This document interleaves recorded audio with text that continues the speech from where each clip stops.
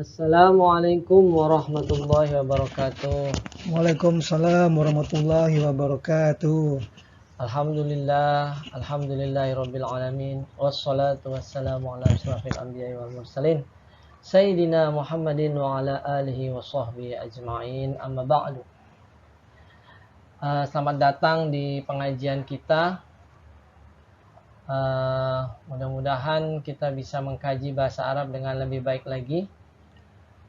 Insyaallah kali ini kita akan mengkaji tentang surat Al-Qasas ayat 21. Mari kita bacakan ayatnya pada halaman selanjutnya insyaallah. A'udzu billahi minasy syaithanir rajim.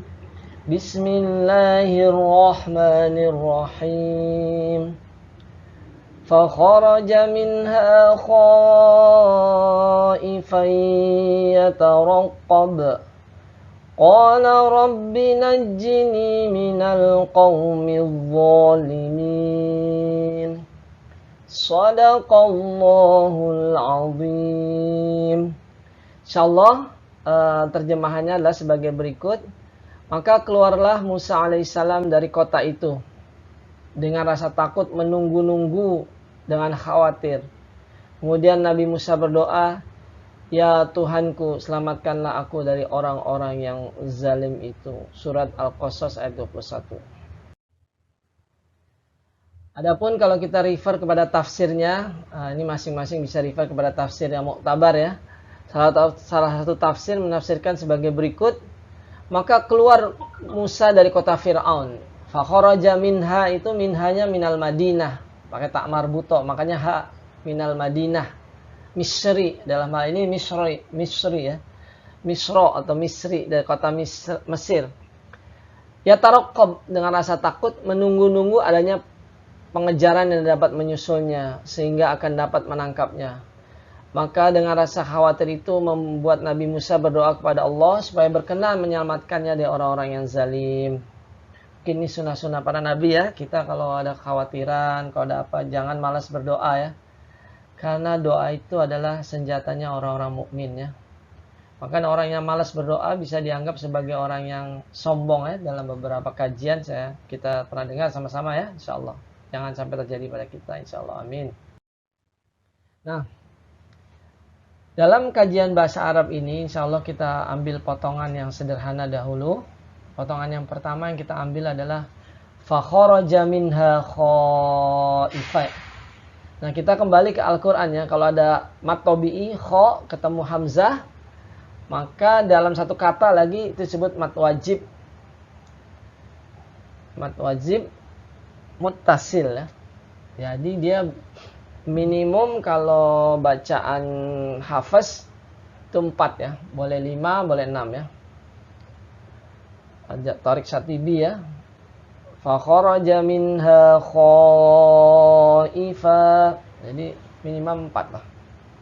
2 juga sebenarnya boleh juga, tapi yang lazim 4. Boleh 4, boleh 5. 2 boleh, 6 juga boleh, tapi yang lazim 4 atau 5 dalam hafaz Tariq Syatibi ya. Insyaallah. Nah, yang pertama kita highlight adalah kali ini kita fokus di kata-kata khaifan dulu. Khaifan ini di situ terlihat ada pembahasan dengan teks Arab ya. Saya bacakan halun mansubun. Jadi khaifan ini kedudukannya sebagai hal, keterangan keadaan ya. Sederhana sebenarnya. Mansubun itu i'rabnya, bunyi bacaannya adalah fathah atau berkaitan dengan fathah, itu mansub. Ya, kita ingat i'rab ya. Marfu, mansub, majrur, majzum ya. Marfu itu dhamma atau u, mansub itu a atau fathah, majrur itu i atau kasroh, majzum itu tanda sukun atau tanda mati ya, majzum. Nah, ini mansub. Jadi kalau dia bentuknya hal, dia mesti keadaannya mansub. Keadaannya, tidak selalu harokatnya mansub ya. Keadaannya, dimaksud i'rab itu keadaannya. Nanti kita kasih contoh. Dia keadaannya tetap mansub, tapi i'rabnya sepertinya bukan mansub. Dia tetap disebut mansub ya. Coba nanti kita bahas ada teks, ada slide selanjutnya. Tapi di sini kita kembali lagi, kita mengulang masalah halum mansubun bil fathah. Jelaskan lagi dengan fathah. Mansub dan jelas dengan fathah ya. Al-dhahirah yang nyata fi akhirih. Ada fathah yang nggak nyata, ada fathah yang nyata. Contohnya mujrimin, dia mansub tapi tidak seperti fathah ya. Tapi dia mansub. Nah, kira-kira begitu. Fi akhirih. Jadi kita pelan-pelan kita udah bisa bahasa Arab gundul ya. Nah, inilah metode Qur'anan Arabian ini disusun sedemikian sederhana, diulang-ulang sehingga orang yang tidak mulazama atau tidak familiar dengan bahasa Arab, insya Allah lama-lama dia akan familiar seperti bahasa ibunya sendiri ya. Nah, insya Allah, makanya jangan lupa mendukung channel ini dengan like dan share dengan kawan-kawan ya, sehingga kita dapat feedback, dapat improvement dan dapat lebih banyak lagi memberikan manfaat buat khalayak ramai, insya Allah ya. Kita lanjutkan. Nah, fa kharaja minha khaifan, kita fokuskan di kata khaifan. Yaitu tadi kita tulis dalam bahasa Arab, kita jelaskan dalam bahasa Indonesia dalam hari ini ketakutan. Artinya ketakutan khaifan itu. Kedudukannya hal dalam kalimat. Menerangkan minha atau keluar dari tempat tertentu sesuai dengan konteks ayat. Konteks ayatnya tadi kalau kita refer konteks ayat tadi, keluar dari kota di mana Musa tinggal berdekatan dengan Fir'aun, kota Kahiroh ya, Qahiroh.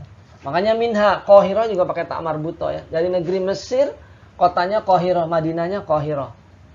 Kota di Mesir itu macam-macam, ada Alexandra, ada Qahiroh dan macam-macam. Dan bahkan ibu kota yang baru tidak berada di Kairo ya, baru sedang dibangun ya, luar biasa mewah di Mesir ya. Mesir sekarang di Allah kasih kenikmatan baru lagi berupa gas alam dan minyaknya luar biasa. Sekarang menjadi negara kaya Mesir baru-baru ini ya.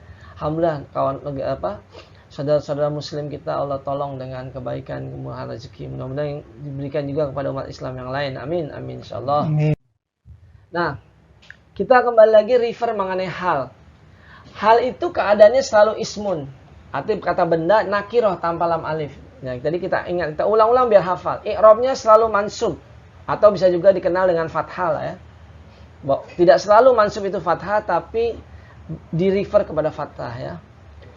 Fungsinya menerangkan sahibul hal. Nah, di sini bahasa Arab tuh luar biasa ya. Kalau kita mungkin bagi orang-orang Arab mereka tidak semua merasakan keluar biasaan bahasa Arab kecuali orang-orang yang alim. Bagi kita yang belajar bahasa Arab dari awam, dari dasar, kita akan makin melihat keindahan bahasa Arab. Dari dulu, dari 1400 tahun yang lalu, bahasa Arab sudah tersusun demikian rapi ya. Di mana hal itu selalu berkaitan dengan sahibul hal. Jadi jelas, apa yang diterangkan oleh hal itu disebut sahibul hal. Yang diterangkan bisa maf'ulun bih, bisa ismun majrur, bisa mubtada, bisa khobar ya. Nah, lihat. Ini kita contoh hal yang lain ya. Biar kita familiar dengan hal sebelum kita masuk ke yang lain. Aqbala madlumun bakian. Aqbala ada kata qobala, kembali. Kembali orang yang dizolimi itu dalam keadaan apa? Bakian, menangis. Baka itu menangis. Afa min hadzal hadithi tadhakun. Ya, ada juga gitu. Apakah dengan membaca Al-Quran kamu malah ketawa-ketawa? Itu cerita orang-orang kafir ketika mendengar Al-Quran malah ketawa-ketawa menelantarkan Al-Quran. Seharusnya orang yang soleh itu ketika mendengar Al-Quran apa? Iya bakun, wala iya bakun. Mengapa kamu ketawa nggak menangis? Kita mendengar Al-Quran harusnya hati kita menangis. Karena kita akan kembali ke akhirat. Kita akan Kita akan kembali ke negeri kampung kita yang sebenarnya. Kampung kita yang sebenarnya itu bukan di Jakarta atau bukan di Cirebon atau bukan di Pasuruan ya. Kampung kita itu kita semua asalnya dari surga. Semua manusia itu kampungnya di surga. Cuma masalahnya kalau kita nggak baik-baik dan kembali dalam keadaan baik, kita nggak bisa kembali ke surga. Itu konsep Islam ya. Maka kita harus kembali dalam keadaan baik. Keluar dari rahim ibu dalam keadaan bersih, kita kembali dalam keadaan bersih insyaallah ya. Bakian ini dalam kata-kata menangis. Makanya kata-kata bakian dihafal. Banyak di Al-Quran kata-kata bakian. Dalam surat Qaf ya. Wa huwa adhaka wa abka, dan dia membuat orang tertawa dan dia membuat orang menangis. Allah sampai demikian kuasa Allah. Abka menangis, bakian. Nah, karena bentuknya sebagai hal, baka itu jadi bakian. Dia mansub ya, menangis. Dalam siapa yang diterangkan? Sahibul halnya siapa? Sahibul halnya keadaannya siapa? Keadaan si mazlum. Dia kembali, si madlum itu dalam keadaan menangis. Orang yang zalim itu kembali dalam keadaan menangis. Demikian efektivitas hal dalam fungsi menerangkan dalam satu kalimat ya. Nah, ini contoh lagi. Qata'tu thariqa raqidun. Aku menyeberang jalan dalam keadaan lari, mungkin tergesa-gesa.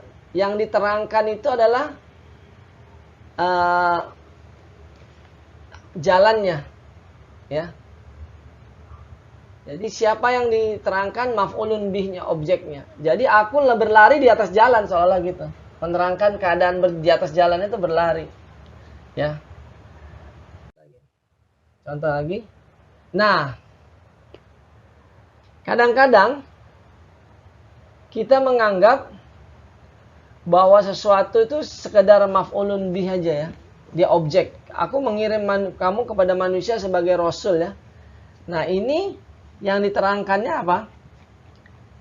Yang diterangkannya adalah yang keadaan siapa ini? Keadaan Rasul mengatakan kamu Muhammad SAW diutus kepada manusia dalam keadaan apa? Rasulan.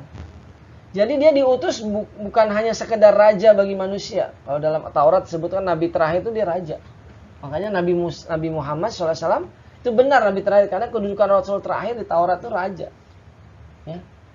Tapi fungsi paling utamanya adalah apa? Al-Quran jelas menerangkan. Fungsi utamanya Rasulan, menyampaikan amanah risalah.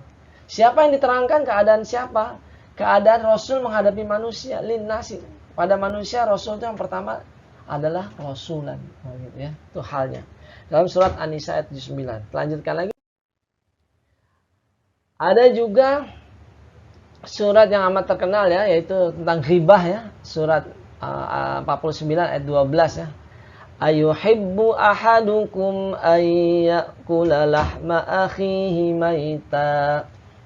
Apakah kamu suka di antara kamu apakah suka mau memakan daging saudaranya dalam keadaan mayat, udah jadi mayat. Saat itu menunjukkan bagaimana Allah menjelaskan dengan sastra balaghah bagaimana riba itu sebenarnya sesuatu yang menjijikkan.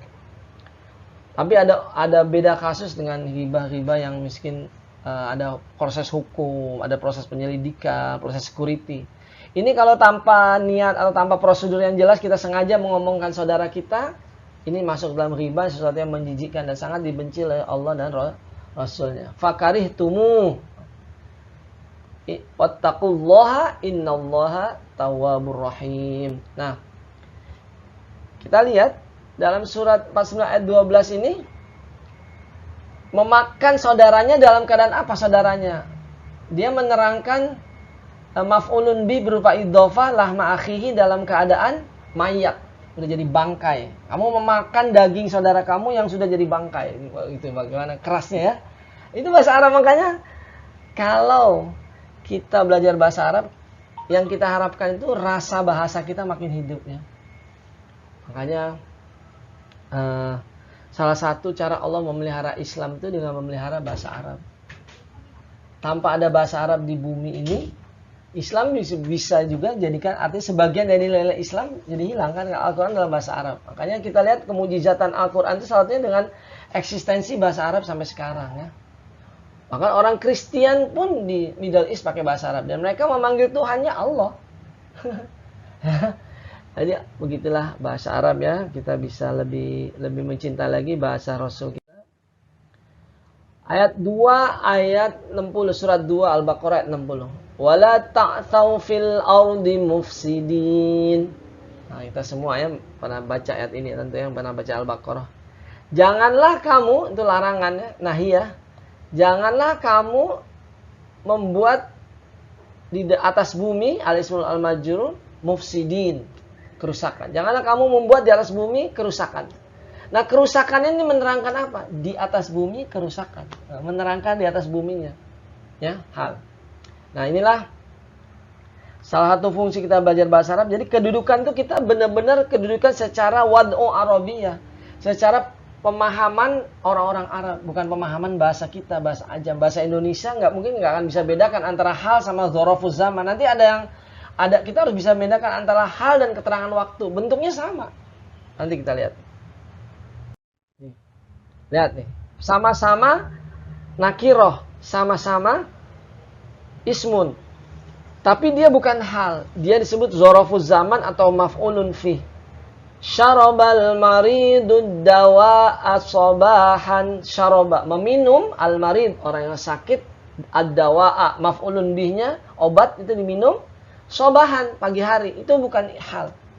Itu disebut al-maf'ulun fi atau zorofuz zaman, ya. Jadi kita harus bedakan lah ya. Mana itu hal, mana itu zorofuz zaman, ya. Kemudian kita kembali ke ayat yang kita bahas. Jadi kita tadi sudah fokus membahas berbagai jenis hal. Nah, fa kharaja minha khaifa. Kalau berhenti jadi apa? Disebut dengan mat apa?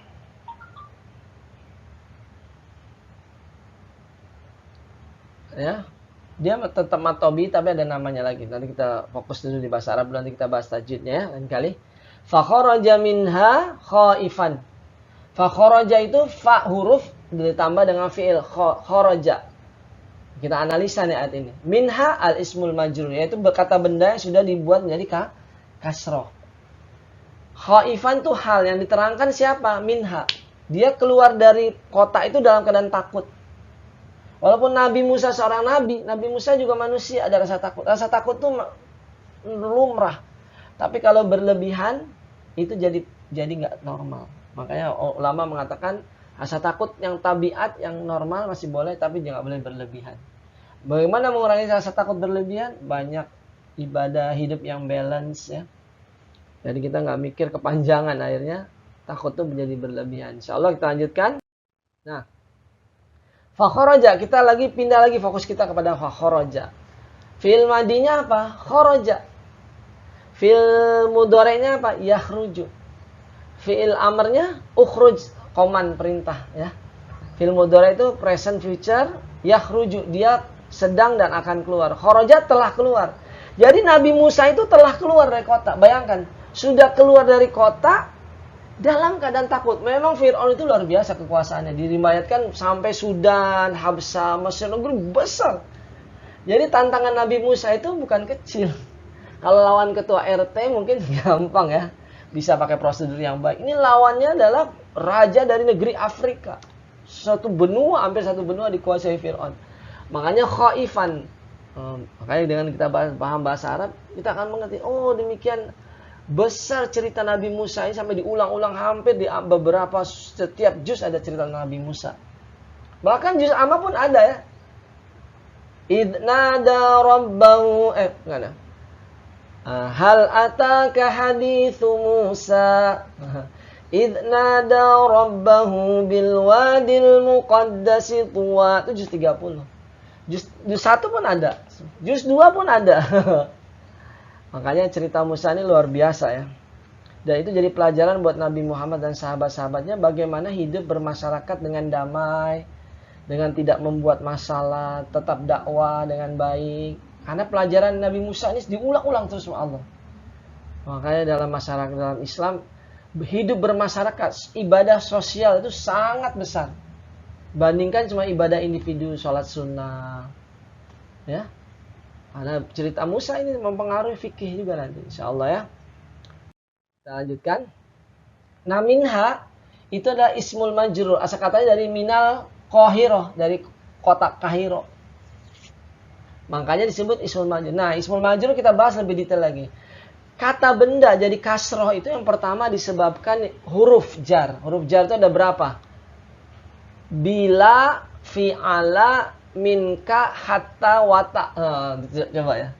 Bi itu artinya dengan, biasa diartikan dengan. Li itu berarti bili, fi'ala, bili, fi'ala.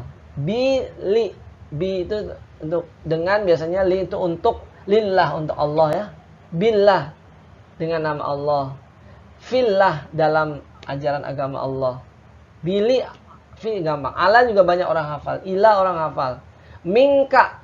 Minka hatta wata. Yang susah dihafal. Minka hatta wata. Jadi bili ala ila minka hatta wata. Ada berapa tuh?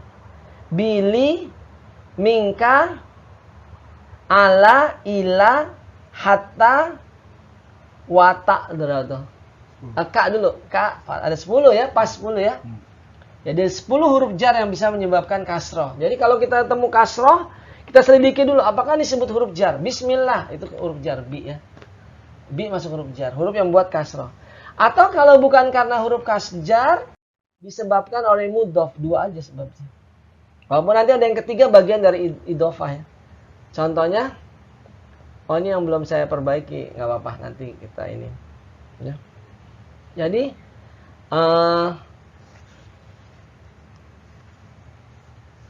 Rasulullah, Allahnya jadi kasroh. Kenapa? Karena Rasulnya mudhof, Allahnya mudhofun ilaih ya. Oke. Kemudian juga ahlul kitabi, ahlunya mudhof, kitabinya mudhofun ilaih. Mudhof ilaih selalu ismun majrur, sedangkan mudhof awalnya marfu, tapi dia bisa mansub atau majrur tergantung kedudukan dalam kalimat atau amil dalam kalimat.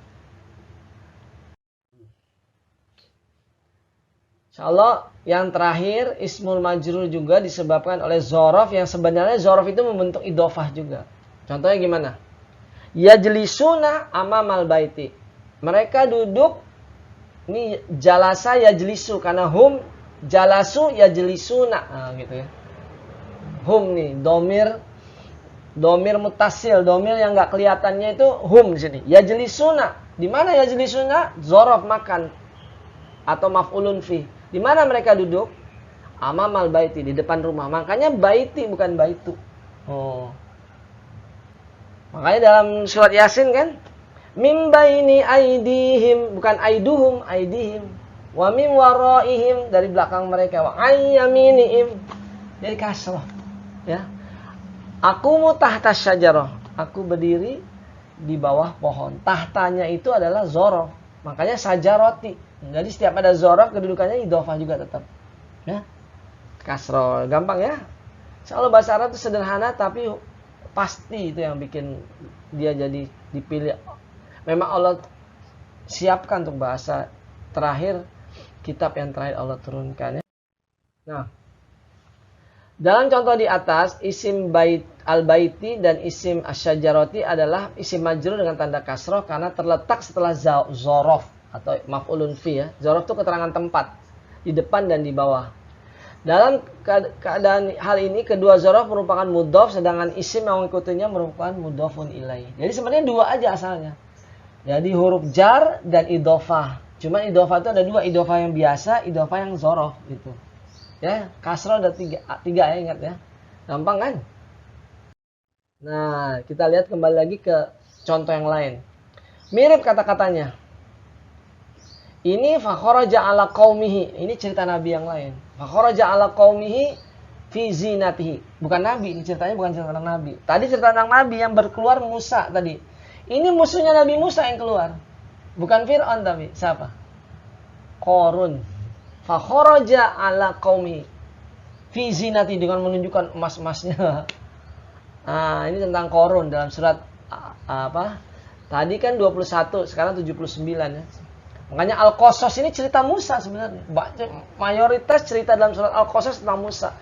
Barang siapa yang hafal tentang cerita Musa di Al-Quran akan mudah menghafalkan Al-Quran. Karena diulang-ulang. Detail yang di sini diterangkan lagi detail yang lain. Oke? Fakharaja juga sama fi'il. Ala qaumihi apa? Sama juga. Ala qaumihi adalah ismul majrur ya. Yang diterangkan, yaitu sohid sebagai yang diterangkan sohibul hal. Oleh siapa? Fi zinatihi. Nah, lihat nih. Fi zinatihi secara bunyi a, i, u, e, o-nya dia kasroh. Tapi sebenarnya i'rabnya disebut tetap mansub karena dia sebagai hal gitu. Karena dia hal, dia mansub. Nah, itu yang kita harus belajar dalam bahasa Arab yang lebih peka lagi dengan wadoa atau kebiasaan bahasa Arab. Tema apa pemikiran orang Arab. Ini bagi orang Arab fi zinatihi walaupun dia kasroh karena huruf jar kedudukannya tetap mansub karena dia hal gitu. Ya. I'rabnya tetap dianggap sebagai mansub. Yang ya. Hal keadaannya. Oke, lanjutkan. Nah, jadi kita sudah membahas beberapa kaidah yaitu sorof tadi dia kata khofa yang pertama kharaja yakhruju ukhruj. Nanti ada lagi khofa, ya khofu, khof. Nah, perintahnya itu khof.